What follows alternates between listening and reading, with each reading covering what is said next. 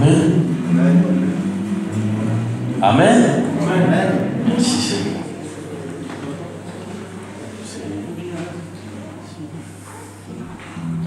Voilà, on chante ce cantique ensemble. Seigneur, me voici. Vous m'aidez à chanter, s'il vous plaît. On chante tous ensemble.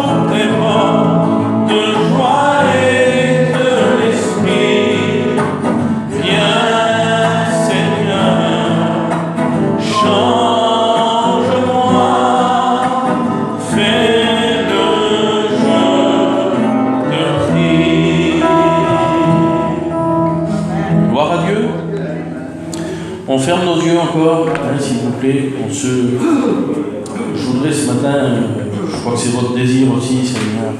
Je crois qu'on est venu là pour être béni, on est venu là pour louer Dieu. On veut l'honorer ce matin.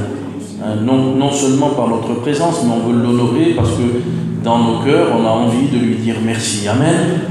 Demandons au frère Steven de prier le Seigneur. Seigneur, sois béni, sois béni. Oui, Seigneur. Te louons, Seigneur, ce matin. Nous te rendons grâce, mon Jésus.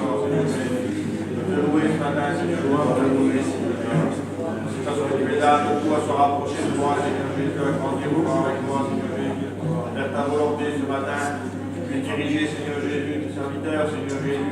Bénis pleinement, bénis ton messager, Seigneur Jésus. Ouvre nos cœurs, Seigneur Jésus, pour être attentif à ta parole, Seigneur Jésus. Parle-nous ce matin, Seigneur Jésus, pour être attentif, Seigneur Jésus, pour avoir le regard sur toi, Seigneur Jésus. Merci, Seigneur Jésus, pour ce que tu nous accordes. Merci parce que tu es là encore ce matin. Sois béni, Jésus. Amen. Sois béni ce matin, Seigneur. Bénis ton peuple ce matin, dans les grâces.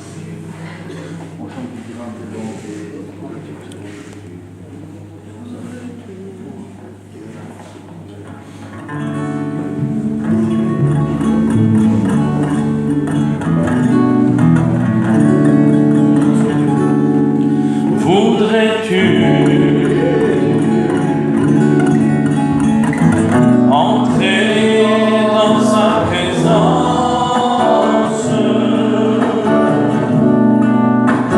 être béni, être rempli du Saint-Esprit?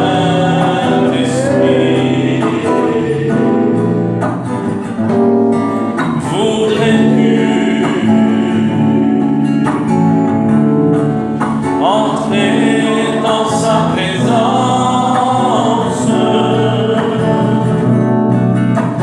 être béni, être rempli du Saint-Esprit? Envoie ton esprit, Seigneur, envoie ton esprit, Seigneur, envoie ton esprit, viens et remplis ma vie. Envoie ton esprit, Seigneur, envoie ton esprit, Seigneur, envoie ton esprit, viens et remplis ma vie. Gloire à Dieu. Que le Seigneur envoie son esprit. Amen. On va demander aux sœurs de venir nous chanter un beau cantique. Je voudrais que les sœurs venez, qu'il y ait une chorale nombreuse, s'il vous plaît. Venez chanter un cantique tout ensemble. Venez.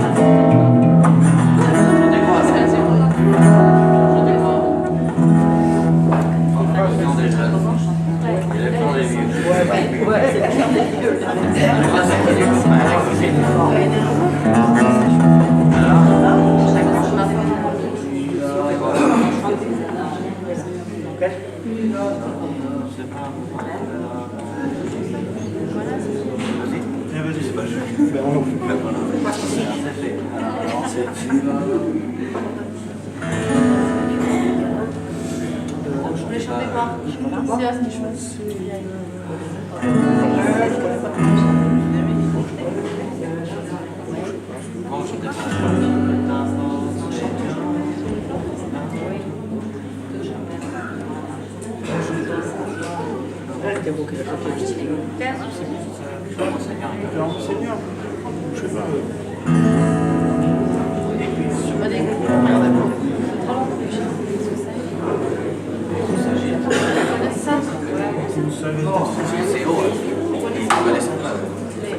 Elle aura des s'agite et moi je fais rien. Ouais. Voilà. Voilà, c'était juste les autres choses.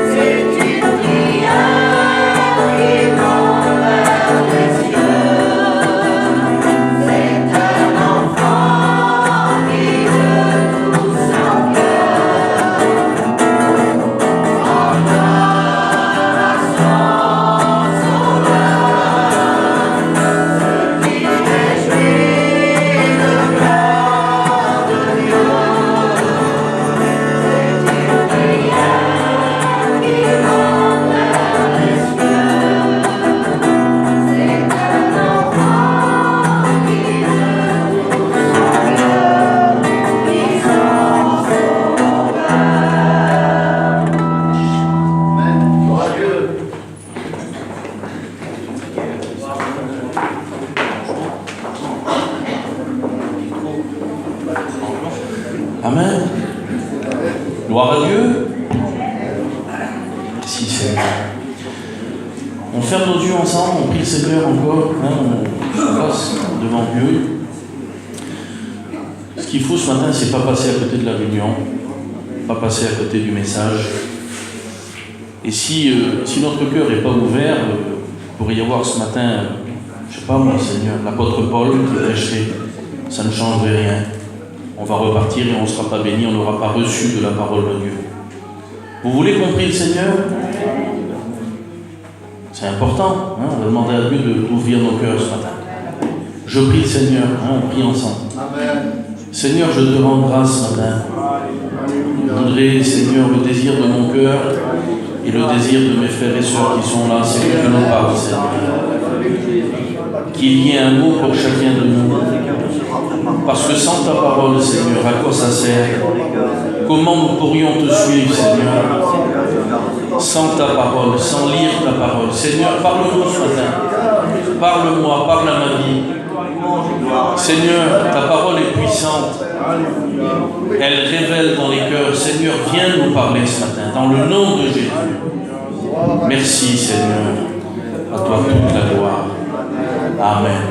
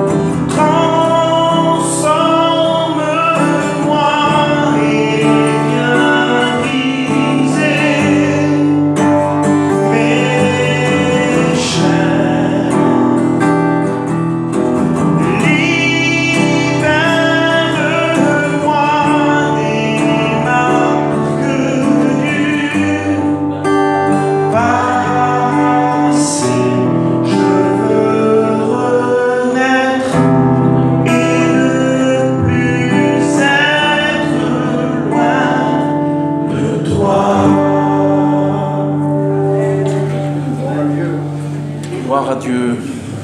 Amen.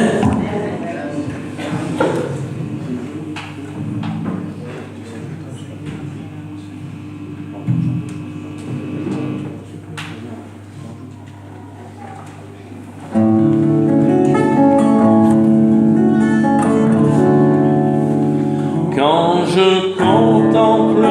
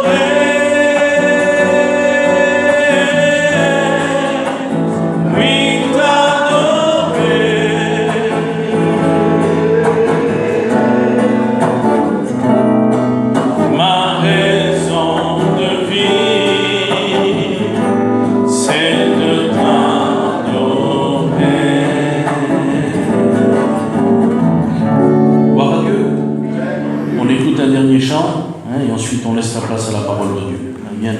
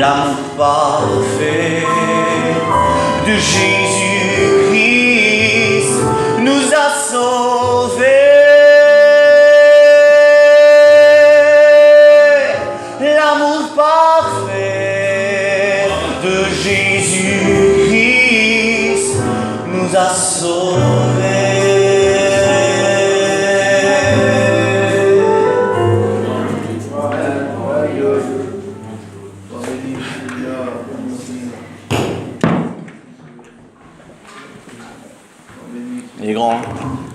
Gloire à Dieu. Merci au Seigneur, ce matin d'être là. Nous sommes là ce matin parce que nous sommes des chrétiens. Amen. Avec nos difficultés, avec notre vie comme elle est, mais nous sommes là ce matin. Parce que nous avons dans notre cœur cette reconnaissance de savoir qu'un jour il nous a sauvés et qu'on a besoin de lui. Amen. Le but de la réunion, c'est ça, c'est lui ce matin, c'est Jésus, et nous, que nous sommes ici ensemble. Vous êtes bien? Je suis bien quand je fais la réunion, je vous le dis devant Dieu. Des fois j'ai plein de soucis, plein de difficultés, comme tout le monde. Nous sommes sur cette terre, et de venir à la réunion, on va dire, c'est là où on se rassemble. C'est là où on vient adorer notre Seigneur. Je sais qu'on le fait chez nous, il n'y a pas de souci, je suis d'accord avec ça aussi. Mais le fait d'être ici ensemble, c'est différent. C'est différent. Dieu a prévu cela. Il a dit, dans Psaume 133, il est bon que des frères soient ensemble. Pourquoi faire? Eh bien pour le louer, l'adorer, le prier surtout. Vous savez que Larry a chanté ce cantique, on voit ton esprit. L'Esprit est descendu, la bénédiction est descendue, il dit que Jésus priait et le ciel s'ouvrit. Donc il faut qu'on prie si on veut avoir le ciel s'ouvre. Amen. Ça démarre par là, ça démarre par la prière. Dans la prière, il y a tout dans la prière. Dans la prière, il y a de fléchir le genou, il y a l'obéissance dans la prière. Dans la prière, il y a la persévérance. Dans la prière, il y a la confiance. De savoir qu'il nous répond. On ne prie pas un Dieu qui ne nous répond pas, on prie un Dieu qui nous répond. mais il y a l'obéissance, il y a la persévérance, il y a l'attente aussi. Que Dieu soit béni pour la grâce. Je voudrais qu'on prie encore le Seigneur, on ne peut rien faire sans lui, il l'a dit. Je voudrais que Carlo prie le Seigneur, que Dieu soit béni. Sois béni, Seigneur, ce matin, ainsi que tes grâces, tes bienfaits, tes bontés, Seigneur, c'est vrai. On est réunis encore devant toi, pas comme un homme, Seigneur. C'est ta parole qui nous bénit, c'est ta parole qui nous donne la vie. Seigneur, nous voulons écouter ta parole ce matin, écouter ce que tu as à dire à ton Église, afin que nous puissions prendre des dispositions avec notre cœur. Seigneur, tu es notre serviteur, tu l'as passé, tu l'as mis à part ce matin, Seigneur. Alors maintenant, donne-lui ce que tu lui as demandé de dire. Donne-lui cette liberté, Seigneur, afin que nous puissions écouter ta parole et la mettre en pratique, chacun dans nos cœurs. Je bénis l'Éternel, je dis merci à mon Dieu. Amen, alléluia. Le peuple dit Amen, que Dieu soit béni. Voilà, j'ai beaucoup de choses à vous dire. Le serviteur, c'est bavard. J'ai étudié toute la semaine, j'ai écrit beaucoup de choses. On va laisser faire le Seigneur et il nous dira ce que Dieu veut nous dire, c'est le plus important. Que Dieu soit béni. Voilà, on va prendre l'épître de Jacques, chapitre 5, et à partir du verset 7. Soyez donc patients, frères, jusqu'à l'avènement du Seigneur. Voici, le laboureur attend le précieux fruit de la terre en prenant patience à son égard, jusqu'à ce qu'il ait reçu les pluies de la première et de l'arrière-saison. Vous aussi, s'adresse à nous, soyez patients, affermissez vos cœurs, car l'avènement du Seigneur est proche. Nous croyons que le Seigneur va revenir bientôt, amen. Ne vous plaignez pas les uns les autres. Votre Jacques va dire ça. Ne vous plaignez pas les uns les autres, frères, afin que vous ne soyez pas jugés. Voici, le juge est à la porte. Alors il va dire cela, il va dire, prenez mes frères pour modèle de souffrance et de patience, les prophètes qui ont parlé au nom du Seigneur. Voici, nous disons bienheureux ceux qui ont souffert patiemment. Vous avez entendu parler de la patience de Job, vous connaissez le livre de Job, et vous avez vu la fin que le Seigneur lui accorda, car le Seigneur est plein de miséricorde et de compassion. Avant toute chose, mes frères, il va dire, ne jurez ni par le ciel ni par la terre. Une recommandation ce matin, et je crois que le seul peuple sur la terre qui aurait vraiment besoin de cette recommandation lors d'aujourd'hui, c'est le peuple du voyage, parce que le nom du Seigneur, il est toutes les minutes dans nos bouches. C'est un commandement du Seigneur, ça. Il va dire, avant toute chose, mes frères, ne jurez ni par le ciel ni par la terre, ni par aucun autre serment, mais il va dire que votre oui soit oui, et que votre non soit non, afin que vous ne tombiez pas sous le jugement. Quelques-uns parmi vous est-il dans la souffrance, qu'il prie. Ça arrive d'être dans la souffrance. Là, l'apôtre nous donne ce qu'il faut faire. Il veut dire, si quelqu'un est dans la souffrance, qu'il prie. Quelqu'un est-il dans la joie? Parce que ce matin, là, nous ne sommes pas tous dans les mêmes dispositions. Ma vie à moi, là, c'est ma vie, et la vôtre, c'est la vôtre. Chacun est différent ici. On a notre vie différente. Il y en a qui sont dans la joie ce matin. Gloire à Dieu, nous avons tous la joie du salut. Nous sommes à la joie d'être à l'église. Mais il y en a qui sont dans la souffrance. Hier, on a enterré une petite cousine à nous, 53 ans. Elle a perdu son mari il y a 12-13 ans, il avait 40 ans. Crise cardiaque tous les deux. 3 enfants, 3 orphelins maintenant. On n'est pas tous au même niveau. On n'a pas tous les mêmes vies. Et le Seigneur le sait. Et il en parle. Que quelqu'un est dans la souffrance, et bien qu'il prie. Quelqu'un est-il dans la joie? Il y a des bons moments dans la vie, Larry. Même dans la vie du chrétien, on n'est pas des malheureux.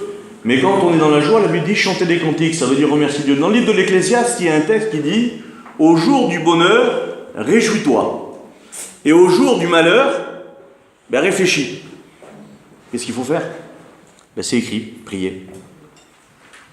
Quelqu'un est dans la joie, qu'il chante des cantiques. Quelqu'un parmi vous est-il malade? Il y en a qui sont malades. Il y en a qui souffrent. Il y en a qui sont dans la joie. Il y en a qui sont malades. Quelqu'un parmi vous est-il malade? Qu'il appelle les anciens de l'Église. Et les anciens de l'Église prieront pour lui en l'oignant d'huile, au nom du Seigneur, et la prière de la foi sauvera le malade. et le Seigneur le relèvera. Et s'il a commis quelques péchés, il lui sera pardonné. Confessez-vous donc vos péchés les uns les autres et priez les uns pour les autres, afin que vous soyez guéris. La prière agissante du juste a une grande efficacité. Dites Amen. Alors, c'est quoi la prière agissante du juste? Parce que nous, on cite souvent ce texte-là. La prière agissante du juste a une grande efficacité. Ben là, l'apôtre Jacques nous parle de ça. Il nous parle des exemples d'hommes qui ont eu une prière agissante. Mais ça ne s'est pas fait comme ça. Il y a tout un parcours derrière la prière agissante. Et je voudrais qu'on la voie ensemble. Regardez ce qu'il dit.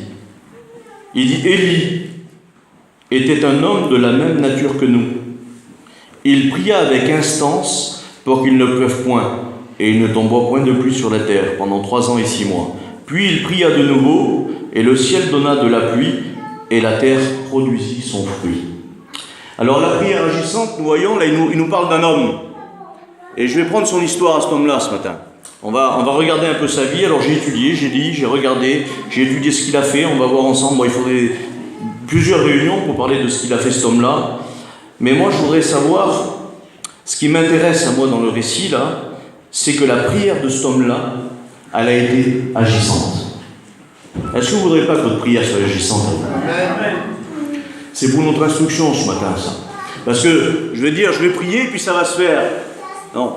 Le texte ne dit pas ça. Le texte nous dit que la prière agissante du juste a une grande efficacité. Alors j'ai pris la vie d'Élie. Vous connaissez Élie, hein?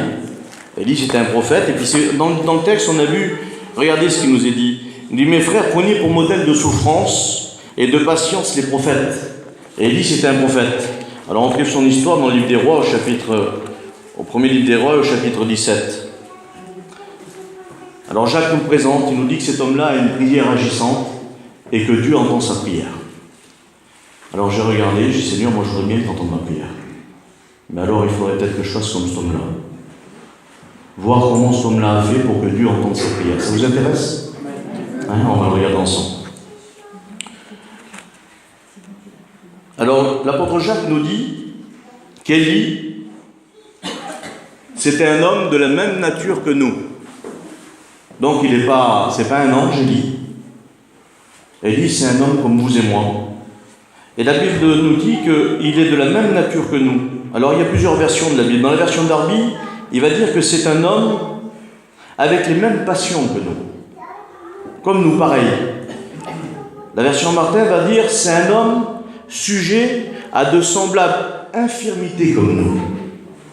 Élie était comme nous 100%. C'était pas un ange, je l'ai dit, il était comme nous. Et la version Crampon va dire, Élie c'était un homme soumis aux mêmes misères que nous. Il avait les mêmes misères qu'on avait nous, Élie. Seigneur, Élie, pourtant, Élie, ça veut dire mon nom est le nom de Dieu, ou Dieu est mon nom, ou Dieu est le vrai Dieu. Voilà ce que ça veut dire son nom, Élie. Eh bien, Élie, il avait les mêmes misères que nous. Il avait les mêmes infirmités que nous, c'est-à-dire l'infirmité qu'on a, donc c'est quoi notre infirmité à nous? Vous savez, lorsque nous avons rencontré le Seigneur, lorsque nous nous sommes convertis, lorsque nous sommes nés de nouveau, le Seigneur a changé notre cœur. Notre cœur de pierre, là, il l'a enlevé, puis il a mis un cœur de chair. Vous le savez, il nous a mis un cœur de chair maintenant. Nous n'avons plus de cœur de pierre, un chrétien. On a un cœur de chair. Mais il n'a pas changé notre corps, là. Notre corps n'est pas changé. Le corps, c'est toujours le même. Le corps, il sera changé que lorsque lui viendra nous chercher. Et à ce moment-là, nous serons semblables à lui. Ça veut dire que nous sommes, quand l'apôtre dit, c'est quand je veux faire le bien, le mal s'attache à moi. C'est quoi qui est attaché à nous? Ben, c'est notre corps. Et le corps, il ne rentre pas dans le ciel, le corps. Donc, il avait les mêmes infirmités que nous. Il avait un corps. Il était dans cette enveloppe-là, avec cette chair qui lui faisait sûrement la guerre, qui lui faisait sûrement des misères comme nous pareil.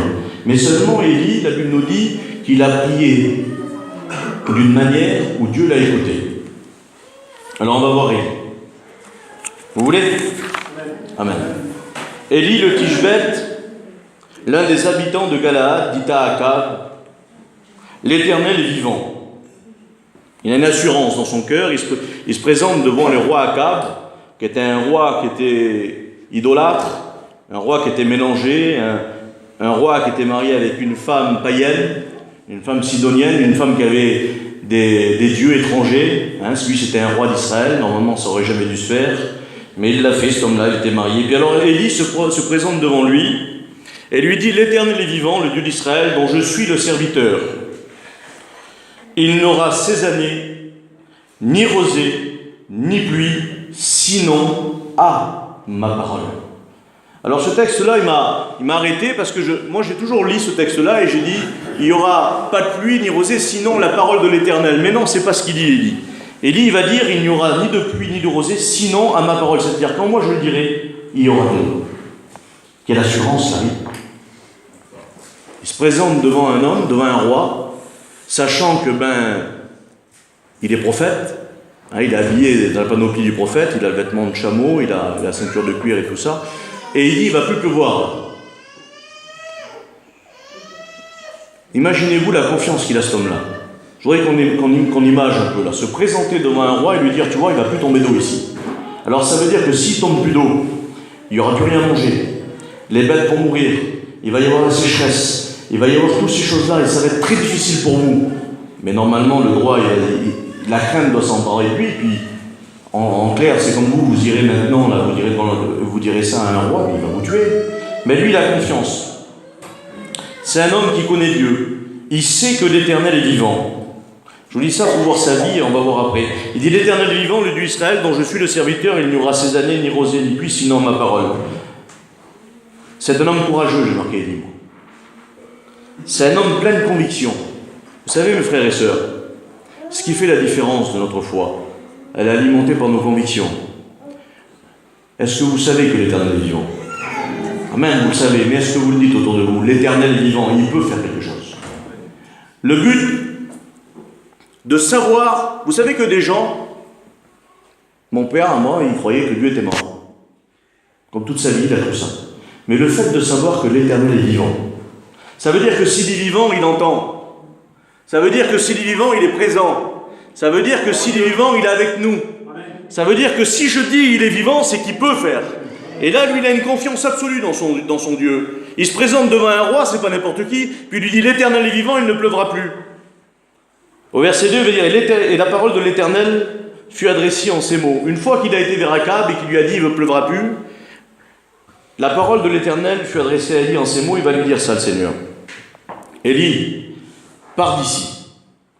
Cache-toi près du torrent de Kérit, qui est en face du Jourdain. Tu boiras de l'eau du torrent, et j'ai ordonné au corbeau de te nourrir là. Il partit et fit selon la parole de l'Éternel, et il alla s'établir près du torrent de Kérit, qui est en face du Jourdain. Les corbeaux lui apportaient du pain et de la viande le soir, et il buvait l'eau du torrent. Amen. Alors, il arrive devant Akab, il lui dit: il ne va plus pleuvoir. Il ne tombera pas d'eau pendant 3 ans et demi. Et là, la parole de l'Éternel lui parle, elle va dire: maintenant, écoute que tu as dit ça, tu vas aller au torrent de Kérit. Vous savez ce que ça veut dire, le torrent de Kérit?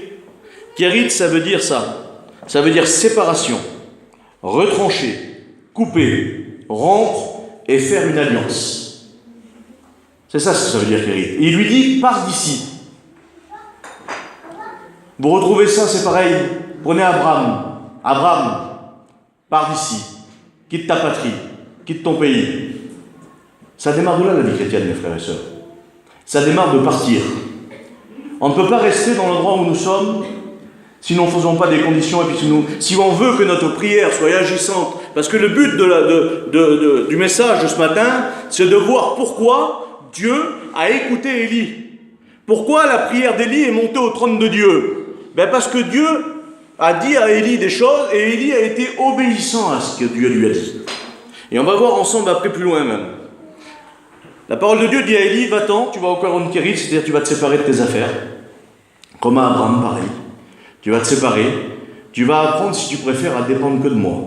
Plus de toi, c'est fini. L'ancien, là, on l'enlève, et maintenant c'est avec moi que tu vas être. Et tant que ça ne démarre pas de là, parce qu'il faut bien reconnaître, mes frères et sœurs, que bien souvent, nous voyons, et ça existe, des chrétiens qui ne sont pas encore partis. Des chrétiens qui sont encore dans le contexte où ils étaient avant. Mais c'est pas comme ça avec le Seigneur. Il a dit, pars d'ici. Et va cache-toi au torrent de Kérit. Pars d'ici. Abraham, il l'a dit. Pareil. Quitte ta maison. Et j'ai ordonné au corbeau de te nourrir là. Là. Comment, Seigneur? Oui, là, ici. C'est dans cet endroit-là.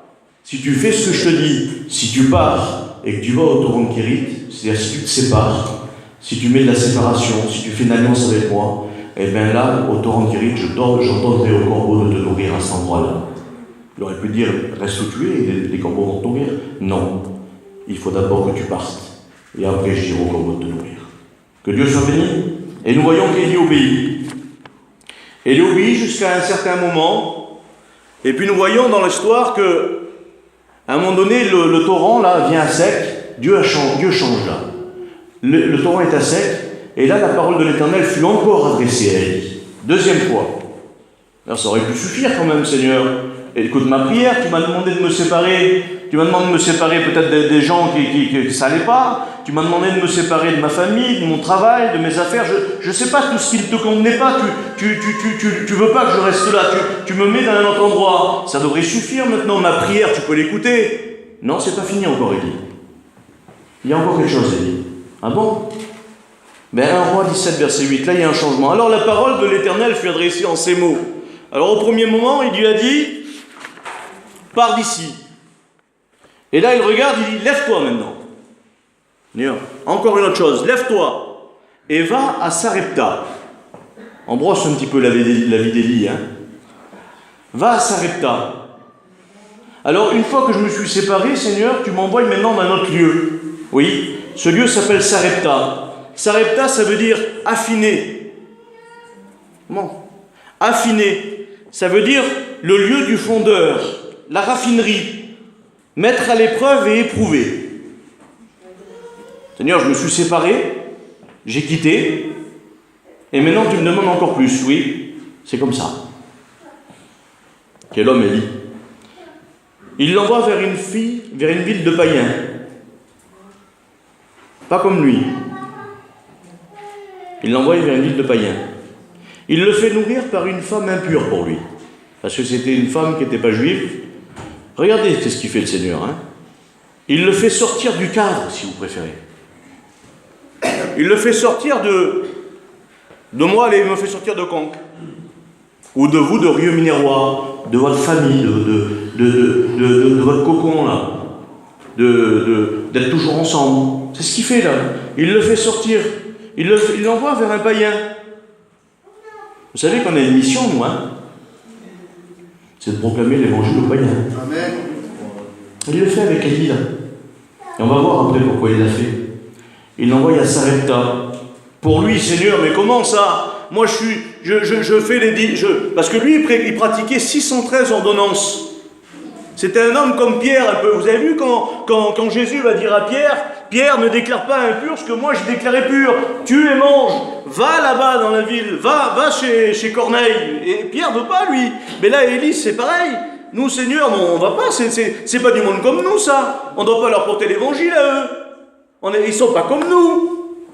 Je sais pas, ils sont plus grands, plus petits, plus pauvres, plus riches, moins propres, moins sales, je sais pas. C'est pas qui, je sais pas. Bah dire, il y en a comme ça maintenant.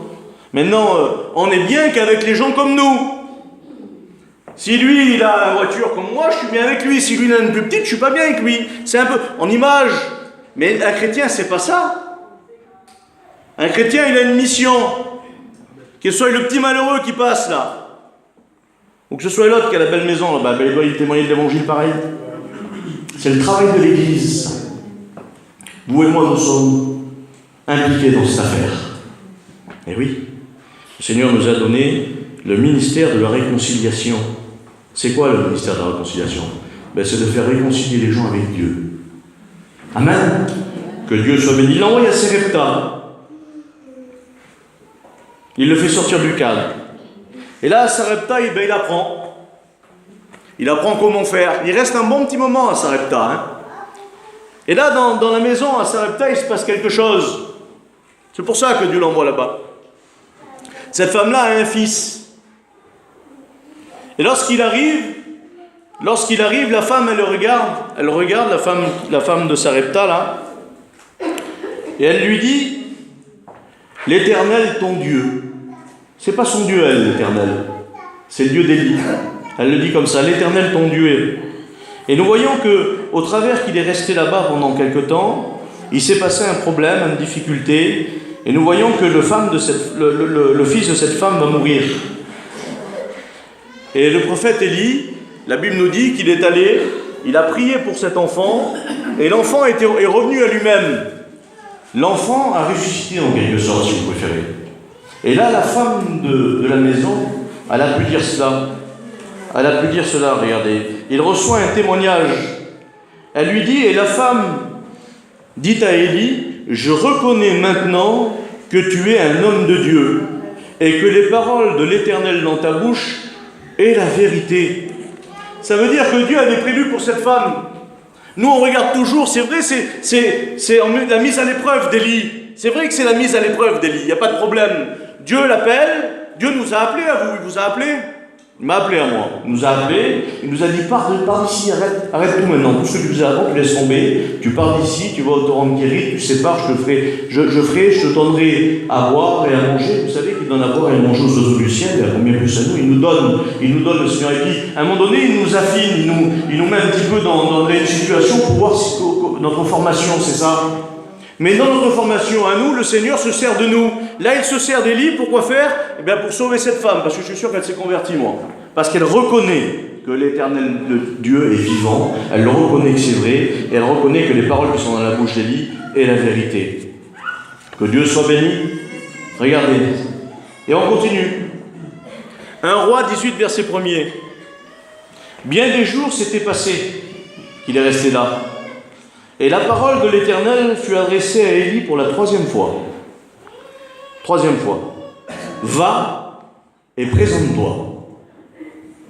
Alors il lui a dit, pars d'ici, lève-toi, et maintenant présente-toi devant Akab, c'est-à-dire devant l'ennemi. Tu vas y retourner.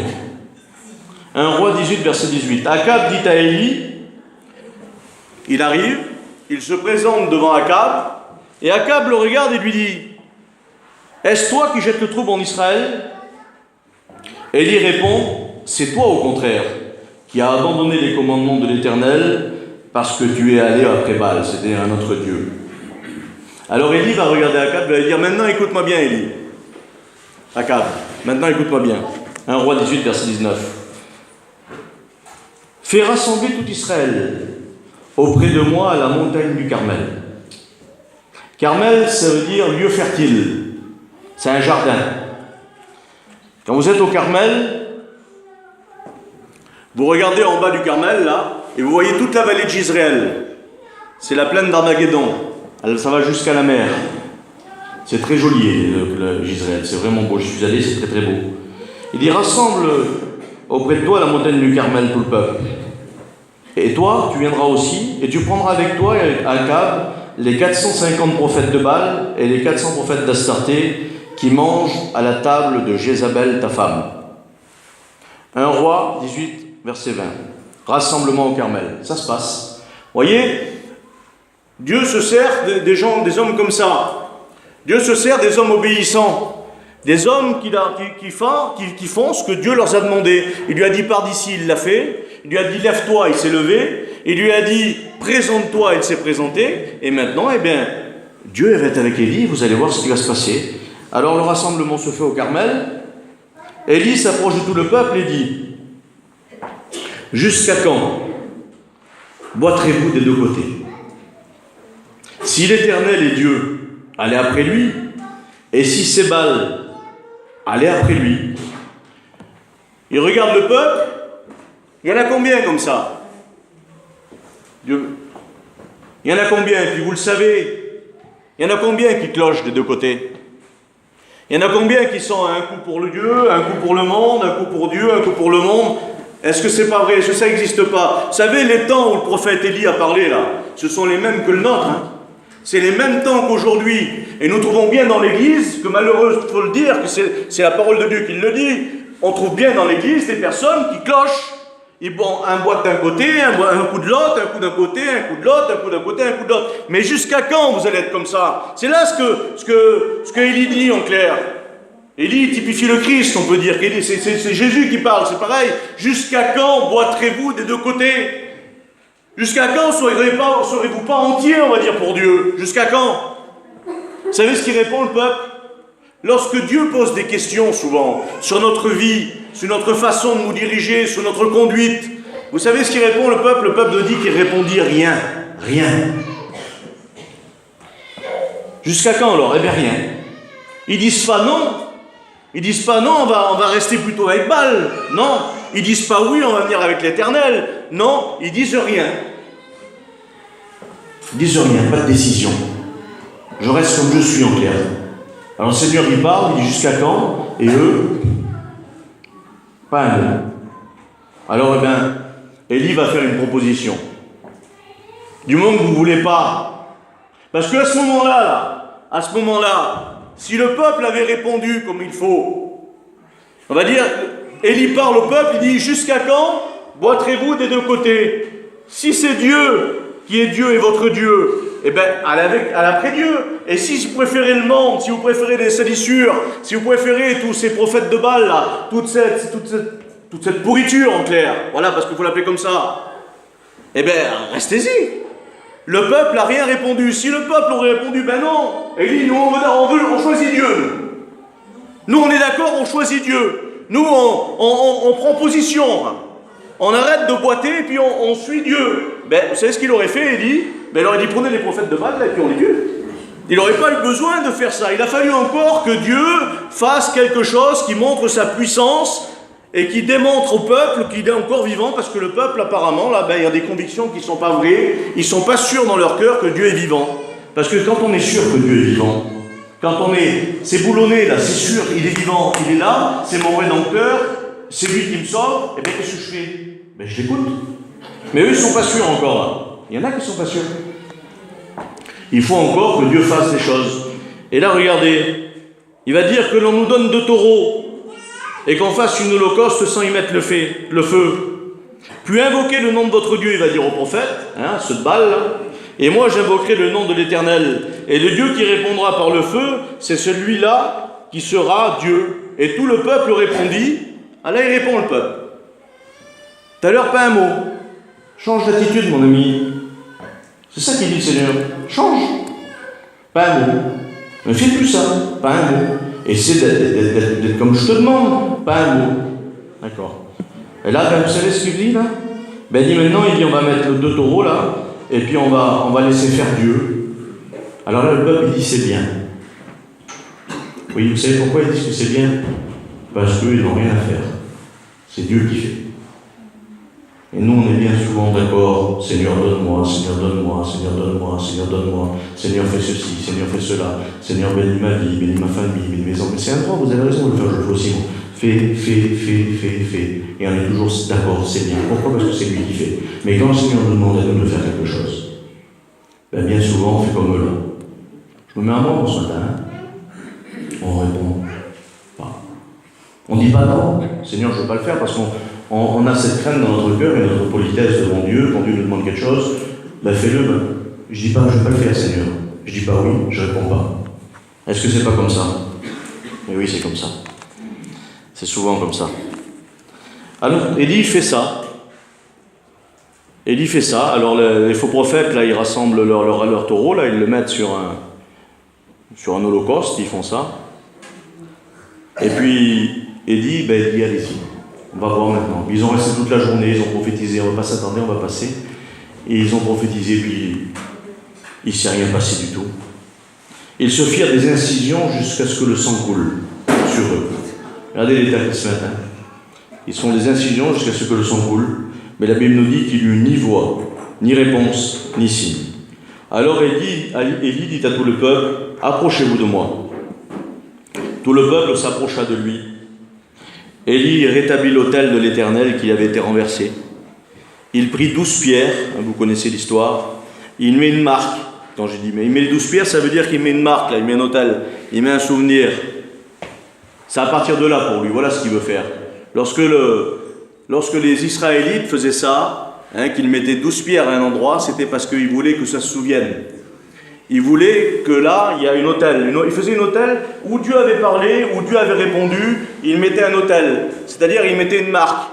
Lorsqu'ils ont rentré dans le pays promis, avec Josué, lorsque le Jourdain a été coupé au milieu, qu'il s'est séparé, et que l'Arche d'Alliance était au milieu du Jourdain, là, Josué a dit ça, prenez 12 pierres d'ici, là, du milieu du Jourdain, vous les mettrez sur le bord, là-bas, et vous prendrez 12 pierres de là-bas, et vous les mettrez ici.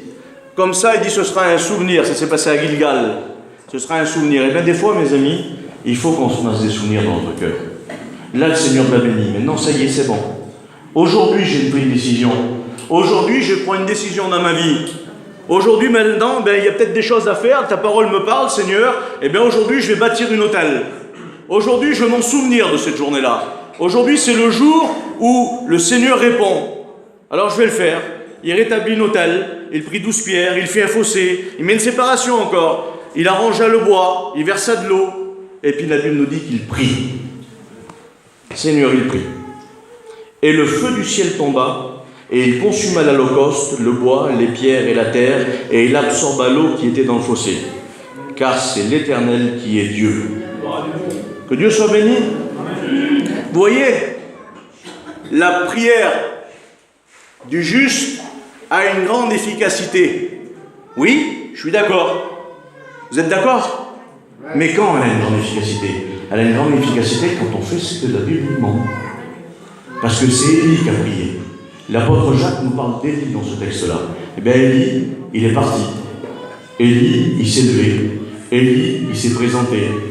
Élie a fait ce qu'il fallait. Et alors après, qu'est-ce qu'il fait alors? Eh bien, il ne s'arrête pas là, Élie. Élie, du moment que maintenant, quand on est sûr, c'est plus pareil. Quand on a pris cette décision dans notre cœur, là, comme le peuple l'a pris à ce moment-là, le peuple, vous avez vu au départ, il ne savait pas de quel côté ils étaient, ils boitaient. Et là, maintenant que Dieu a révélé, Dieu a mis en lumière par le feu du ciel la situation. C'est ça qui s'est passé. Vous savez, là où il y a la lumière, les ténèbres disparaissent. Dieu a mis en lumière la situation du peuple. Certaines personnes étaient comme ci, comme ça. Et bien là, à partir de maintenant, qu'est-ce qui se passe? Et bien là, il y a un changement qui se passe. Élie va dire, saisissez les prophètes de Baal. Saisissez-les. Et qu'aucun d'eux n'échappe. Alors regardez, c'est pas Élie qui les saisisse. Élie, c'est lui qui a rebâti l'autel. S'il y a quelque chose à rebâtir dans nos vies, mes frères et sœurs, c'est Jésus qui rebâtit. Il faut que ce soit lui qui rebâtisse. Par contre, il dit, saisissez les prophètes de Baal. Ça, c'est à nous de le faire. Il leur dit, saisissez les prophètes de Baal. Alors la Bible nous dit que les gens qui étaient là, ils ont saisi les 450 prophètes de Baal, ils les ont amenés au torrent de Kizon. Torrent de Kizon, ça veut dire torrent des temps anciens. C'est-à-dire, c'est fini maintenant, c'est de l'ancienneté, ça. Tous ces prophètes de Baal, là, moi, des prophètes de Baal, j'en ai plein dans ma vie. J'en ai eu plein. Les prophètes, c'est tout ce qui est dans notre cœur, là, c'est ça qui nous dit le texte. C'est tout ce qui nous empêchait, justement, de faire ce que Dieu nous demandait. Et qui mettait, justement, une petite, pas une séparation, mais qui empêchait, justement, à ce que ma prière soit vraiment bien agissante. Parce qu'il y a des prophètes de Baal. Et alors, qu'est-ce qui s'est passé? Il a pris les prophètes de Baal, il les a emmenés au torrent de Kizon, aux torrents anciens, c'est-à-dire là maintenant on arrête tout, on repart, et puis qu'est-ce qu'il a fait? Il les a égorgés. Mes frères et sœurs, c'est comme ça qu'il faut faire. Si dans notre cœur, ou dans nos maisons, dans nos vies, il y a des prophètes, il faut les égorger. Il ne faut plus qu'ils soient là. Il ne faut plus qu'ils soient là. Que Dieu soit béni. Quel homme Élie. Je comprends maintenant pourquoi l'Éternel a accordé sa parole, a accordé sa prière. Parce que c'était un homme qui était patient, c'était un homme qui était appliqué, c'était un homme qui... C'était un chrétien. Un chrétien. Que Dieu soit béni. Eh bien voilà, mes frères et sœurs, nous devons avoir dans notre cœur cette attitude pour que notre prière soit agissante. Que Dieu soit béni. Quel parcours, Élie. L'autre jour, j'ai parlé à la jeunesse. Parce que moi, j'aime bien étudier les personnages de la Bible. Je prends un homme dans la Bible et je lis toute sa vie. Je regarde tout ce qu'il a fait. Je regarde sur quel point il a été bon, quel point il a été moins bon. Et puis ça me sert. Et puis la Bible nous dit que ces choses-là ont été écrites pour nous, pour notre instruction. Afin que dans les situations que nous passons sur la terre, pendant notre voyage terrestre, là, nous serons confrontés à des situations comme à Élie. Je crois que vous l'avez fait, ça. Lorsque le Seigneur vous a appelé, vous êtes parti. Je l'ai fait, moi je suis parti. Le Seigneur nous a déjà mis un petit peu à l'épreuve dans certaines choses, et on a vu la main du Seigneur agir, et puis on s'est présenté aussi devant l'ennemi. Vous avez eu vos Goliaths, vous. Hein? On a eu des Goliaths dans vos vies. J'en ai eu moi des Goliaths. Ben, le Seigneur a été avec nous. Si on fait ce qu'il faut, lui il fait ce qu'il dit. Amen. Hein, que Dieu soit béni. Vous savez, il y a des choses qui sont inconditionnelles dans la parole, et il y a des choses qui sont conditionnelles. Alors c'est quoi? Inconditionnel, ça veut dire que ça ne dépend pas de conditions, ça ne dépend pas de nous. Par exemple, Dieu a dit qu'il viendrait chercher son Église. Il y en a beaucoup qui ne sont pas d'accord avec ça. Eh bien ça se fera. Parce qu'il n'y a pas de conditions. C'est Dieu qui l'a dit, il le fera. Par contre, dans le livre de Deutéronome, chapitre 28, vous verrez, il y a les conditions de la bénédiction et puis il y a les conditions de la malédiction. C'est la Bible qui le dit, c'est pas moi. Je suis fort parce que je vous dis ce qui est écrit, moi, ce matin. Eh bien, tout dépend. De la façon dont tu feras, il se passera ça. Dans la façon dont tu feras, il passera si tu, il est marqué si. Et de l'autre côté, si tu fais pas, si tu fais pas, si tu fais pas, si tu fais pas. Oui, Dieu est bon. Amen. Dieu est juste aussi. Quel parcours, Élie? Quel parcours qu'il a. Et vous allez voir que bien souvent, mes frères et sœurs, quand on a un bon parcours, quand on a des victoires, et on en a des victoires, merci Seigneur pour les victoires. Hein, Élie a eu des victoires là. Mais juste après ça, juste après ce qui s'est passé là, c'est pour ça que la Bible nous parle d'Élie comme étant un homme de la même nature que nous. Parce que nous allons voir qu'Élie, après cela, eh bien, il a un coup de fatigue. Seigneur, comment Élie t'a fait descendre le feu du ciel? T'as prié, ta prière était agissante. Le feu du ciel est descendu et consumé, t'as été mis à l'épreuve, Élie. T'as renoncé, t'as fait tout, tu suis le Seigneur. Et puis, là, après, qu'est-ce qui se passe, Élie? Eh bien, regardez ce qui se passe. Akab, parce que l'ennemi ne s'arrête pas, hein, rapporta à Jézabel tout ce qu'Élie avait fait. Jézabel, son nom, ça veut dire être d'accord avec le péché. Elle est sans cohabitation, épouse impudique, séductrice, celle qui séduit dans l'église de Thyatire, dans le livre de l'Apocalypse. 1 Roi 19, verset 2. Jézabel envoya un messager à Élie. Écoutez ce qu'elle lui dit. Que les dieux me traitent dans toute leur rigueur si demain je ne te fais ce que tu as fait à la vie de chacun d'eux, c'est des prophètes. Élie, voyant cela, s'en alla pour sauver sa vie. Après un jour, une journée de marche dans le désert, il s'assit sous un genêt et demanda la mort. Quelle nature qu'on a. Il y a des fois, moi je vous dis sérieusement, il y a des fois je me mets en colère contre moi-même. Je ne sais pas si ça vous le fait à vous. Je vais vous dire, moi je vous parle avec mon cœur ce matin. Hein, je parle ce que le Seigneur m'a dit de vous dire. J'aurais pu arrêter là, mais le Seigneur m'a dit de vous dire ça aussi, je vous le dis. Je suis parti en Israël. J'ai passé 10 jours de victoire pas possible. Le feu de Dieu était là, les baptêmes du Saint-Esprit, des conversions, je suis sûr même qu'on a eu des guérisons. Des chrétiens relevés, des chrétiens fatigués, affermis. Le feu du ciel était là pendant 10 jours, dans une bulle. Je suis revenu ici, là, il y a 3 jours en arrière. Ça fait 3 jours que je ne dors pas des nuits. 3 jours, je ne dors pas. Les soucis, les trafales, les difficultés. Pourtant, j'ai rien de trop de spécial. Eh bien, c'est ça la nature humaine. Élie était un homme de la même nature que nous, avec les mêmes misères que nous. Et Élie a eu un coup de fatigue. À tel point que, regardez, c'est pas grand-chose quand même. Là-bas, il y a 450 prophètes de Baal. Il reste 3 ans entre Kérit et Sarepta. Il est toute la journée tout seul dans un torrent, en train de prier. Bon, il y a le Seigneur avec lui, bien sûr. Il attend que les corbeaux viennent le nourrir. Là-bas, il se nourrit par une veuve, il mange que de la farine, un petit gâteau et de l'eau. Et là, Jézabel, une seule femme. Elle vient même pas le tuer. Regardez, si vous lisez le texte, elle vient même pas le tuer. Elle lui envoie une lettre, juste. Juste une lettre, un messager, en lui disant, ben, je vais te tuer. Petite menace.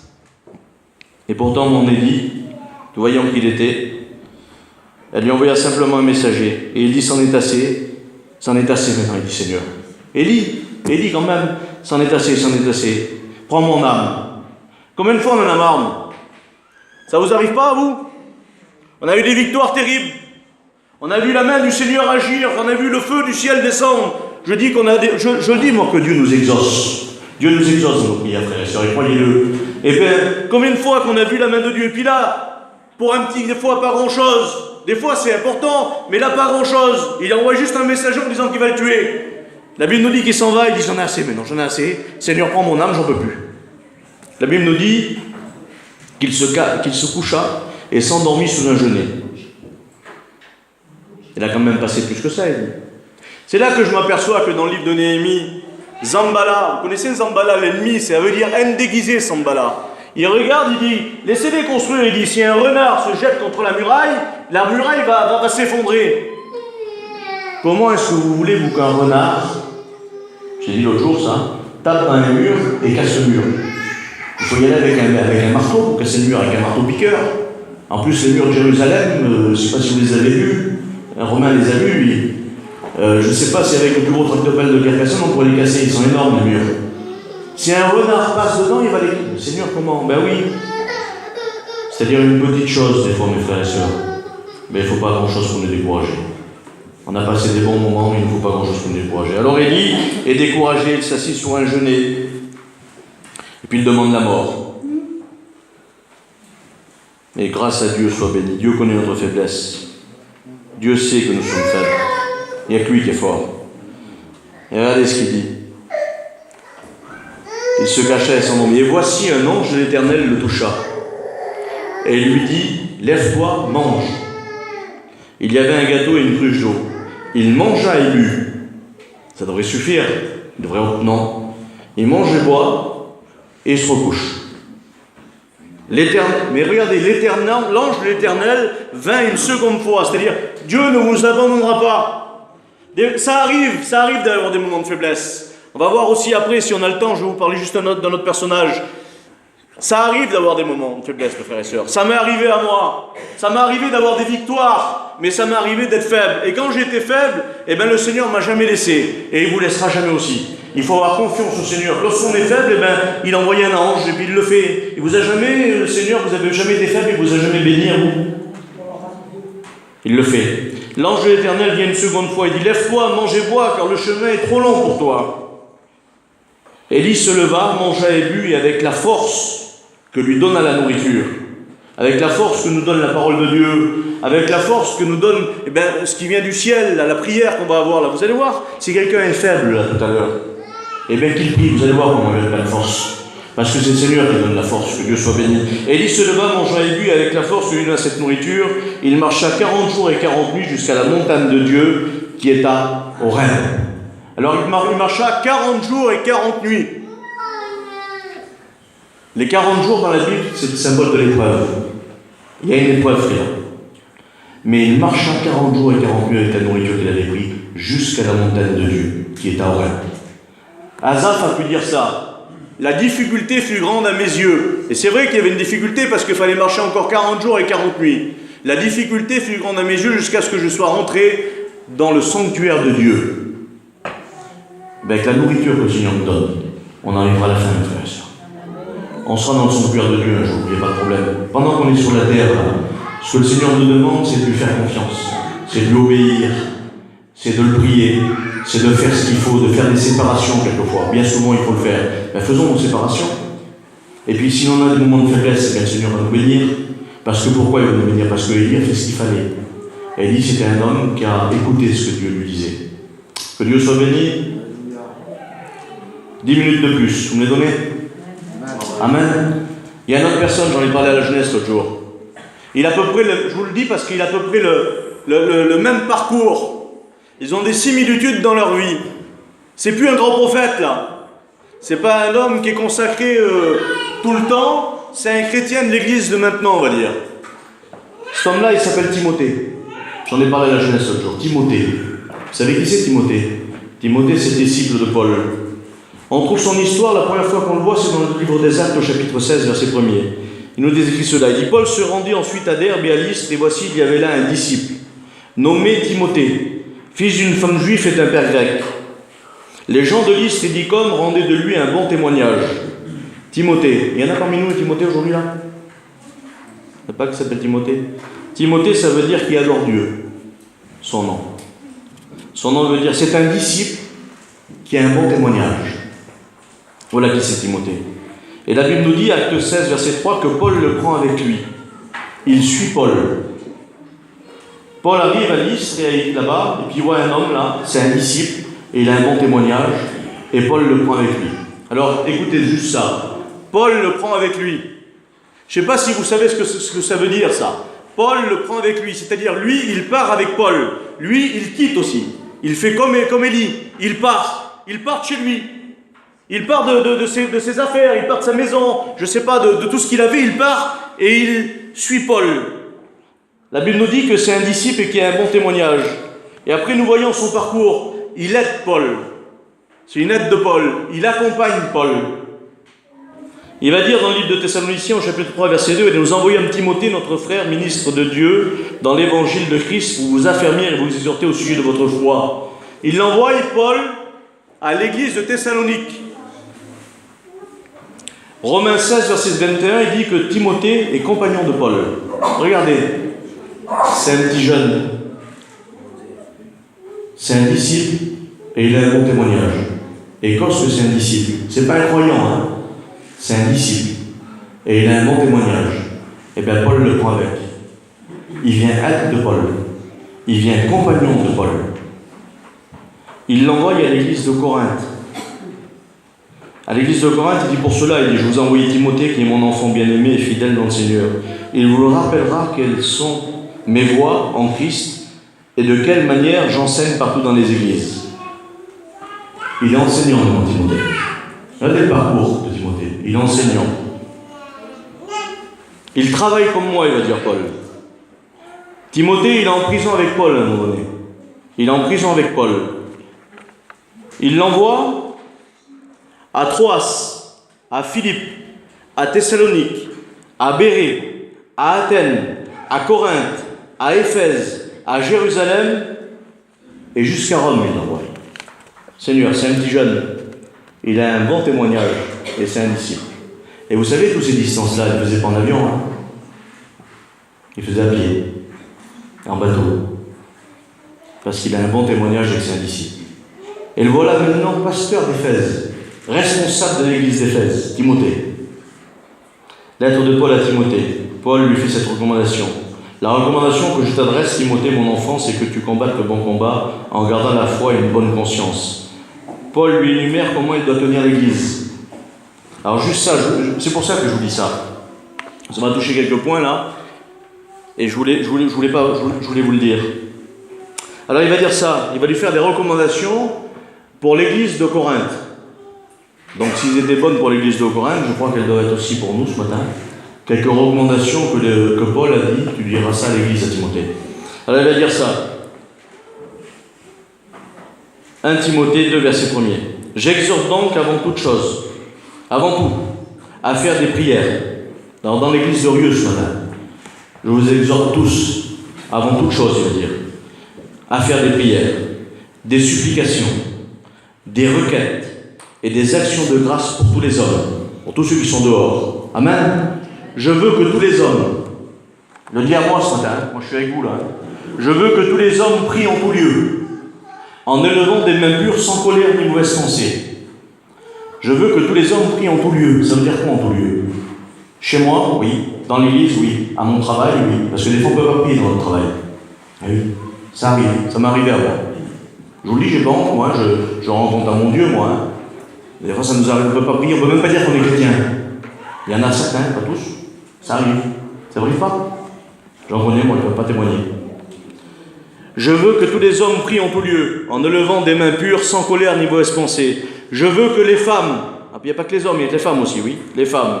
Je veux que les femmes soient vêtues d'une manière décente, avec pudeur et modestie, ne se parant ni de tresses, ni d'or, ni de perles, ni d'habits somptueux ou très coûteux, la Bible déclare. Mais qu'elles se parent de bonnes œuvres, comme il convient à des femmes qui veulent servir le Seigneur. Je ne permets pas à la femme d'enseigner, ni de prendre de l'autorité sur son mari. Que Dieu soit béni. La femme, elle dépend d'une autorité, qui est son mari. Et son mari dépend d'une autorité qui est le Christ, parce qu'il est le chef de l'Église. Moi, je dépends d'une autorité qui est le Christ. Ma femme, elle dépend d'une autorité, c'est moi. Alors la femme soit soumise au mari, pas dans un esprit, si vous préférez, pas dans une contrainte, tu es la femme et puis c'est moi le patron et c'est ça, c'est pas ça qu'il veut dire. C'est que la femme, elle prend un rang subalterne, c'est-à-dire c'est un rang en dessous par l'obéissance et par l'amour qu'elle le fait. Comme Christ, la Bible déclare qu'il était l'égal du Père, mais il n'a pas refusé, il s'est, si vous préférez, mis à un rang inférieur en étant le Fils, pour que c'est une soumission dans l'amour. C'est comme ça que la femme doit être soumise à son mari. Que Dieu soit béni. Amen. Pour les serviteurs, oui, pour nous. Ah, moi aussi, on en a aussi. Ah, oui, non. Ah, oui, c'est. Oui. Comment ça, Steve? Ben oui. Timothée, il doit dire aux serviteurs, oui. Pour les serviteurs, il faut qu'ils soient le mari d'une seule femme. Oui. Sobre, vaut mieux, hein. Modéré. Modéré, il faut qu'il soit. Réglé dans sa conduite. Il faut que je sois comme ça, moi, oui. Hospitalier. Ça veut dire quoi, hospitalier? Je mange 10 fois chez les autres, une fois chez moi, non? 50-50, mais plus une fois, c'est mieux. Hospitalier. Propre en enseignement. Ni buveur. Ni violent. J'ai un vilain caractère, moi, terrible, Seigneur Dieu, il faut que le Seigneur m'aide. Mais indulgent. Pacifique. N'aimons pas l'argent. C'est dur, ça, hein? Et oui, mais pour les serviteurs, c'est ça. N'aimons pas l'argent. Il faut qu'il dirige bien sa maison. Il faut qu'il tienne ses enfants dans la soumission et l'honnêteté. Il ne faut pas qu'il soit un nouveau converti. Et oui. Il faut qu'il reçoive un bon témoignage de ceux du dehors. Ça suffit dans l'église? Non. De ceux du dehors. Les diacres. Parce que là, il parle de tout le monde, hein. Les diacres aussi, pareil. On va passer les mêmes critères. Et toi, Timothée, alors? Ben, sois un modèle pour les fidèles. Sois un modèle, Timothée. Comment un modèle? En parole. C'est bien, il faut dire les choses. En conduite aussi. Ce que tu dis, il faut que tu le fasses. En amour, il faut que tu aimes. En foi ou fidélité. En pureté. Donne-toi tout entier, veille sur toi-même et sur ton anciennement, car en agissant ainsi, tu te sauveras toi-même et tu sauveras ceux qui t'écoutent. Quel parcours! Même parcours qu'Élie, Timothée, un petit jeune, qui a un bon témoignage et qui est un disciple. Eh bien, vous avez vu, les compagnons de Paul, il finit pasteur de l'église d'Éphèse, il va à Corinthe, tout le monde connu de l'époque, il l'a pratiquement fait. Je sais pas, c'est un homme terrible. Et pourtant, c'est pour ça, mes frères et sœurs, il ne faut pas avoir une trop haute opinion de nous-mêmes.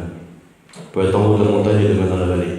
Et pourtant, regardez, 3 ans après, c'est pas long, hein, 3 ans après qu'il est pasteur, je ne sais pas devant quoi, devant une Jézabel, devant les soucis, devant les difficultés, devant le travail de l'église qui était peut-être un peu difficile, devant les oppositions, parce qu'on voit qu'à l'église d'Éphèse, il y avait des oppositions, il y avait des partis pris, il y avait des clans. Dans l'église de Corinthe aussi, il y en avait qui étaient pour Paul, d'autres pour Pierre, d'autres pour Apollos. Et puis, il y avait qui faisaient des choses n'importe quoi. Il y avait de l'inceste au milieu du peuple. Je crois que c'est peut-être ça qui a fait fatiguer Timothée à l'époque, ou je ne sais pas, où tout ce qui se passait devant les problèmes, les difficultés. Il semble que Timothée est faible.